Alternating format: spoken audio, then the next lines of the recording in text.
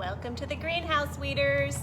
I'm Beth Myers-Shanai with the Oregon Department of Agriculture's Noxious Weed Control Program, and I'm here in the greenhouse today to bring you another couple of plants. These are both toadflaxes. We have two toadflaxes listed on our state noxious weed list. One is this one, Dalmatian toadflax, and the other one is this one, yellow toadflax. And they can both be bad invaders of rangeland habitats, especially.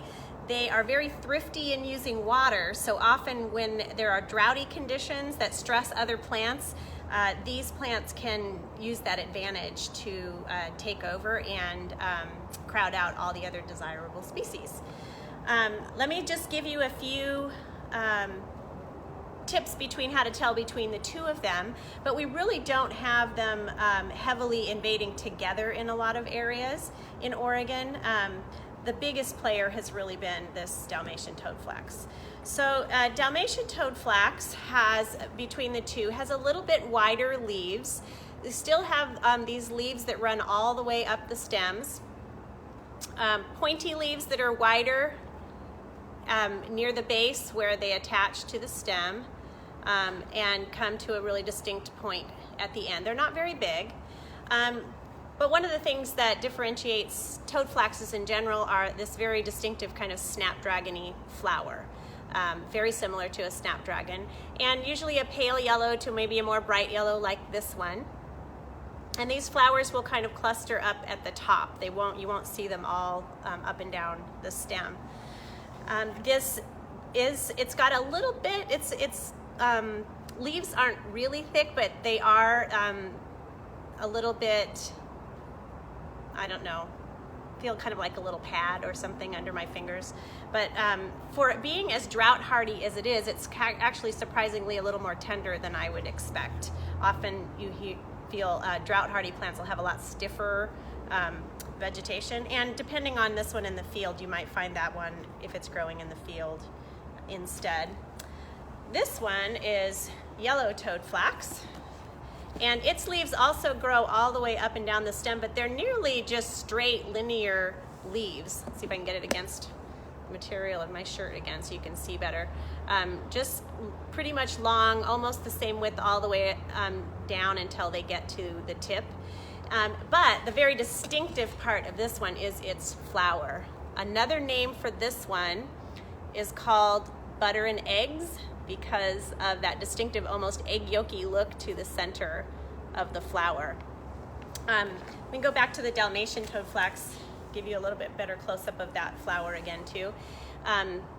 Still a nice bright yellow, and there is maybe a little bit of different, brighter coloration towards the center, but it's nowhere near as contrasting as the yellow toadflax was.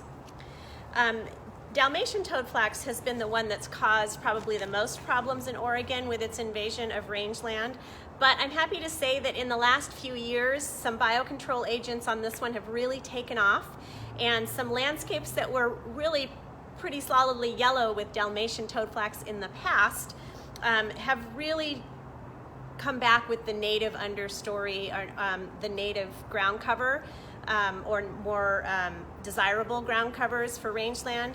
And this one is fading into the background in many places in Oregon thanks to the biocontrol insects that were released on it, that feed on it.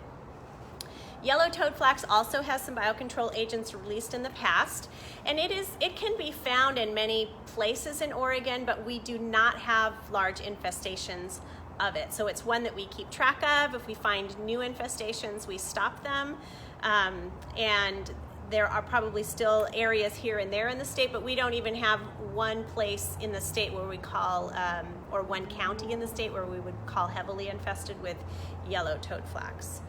So another couple of good ones to look out for, and especially look out to see if you find any special little insects munching on them. And if you've got any questions about getting biocontrol agents, especially for Dalmatian toadflax, if you know of large infestations that could use an infusion of biocontrol insects, you can contact ODA. I'll get you in touch with Joel Price, who's our biological control entomologist. He's our specialist in the field. And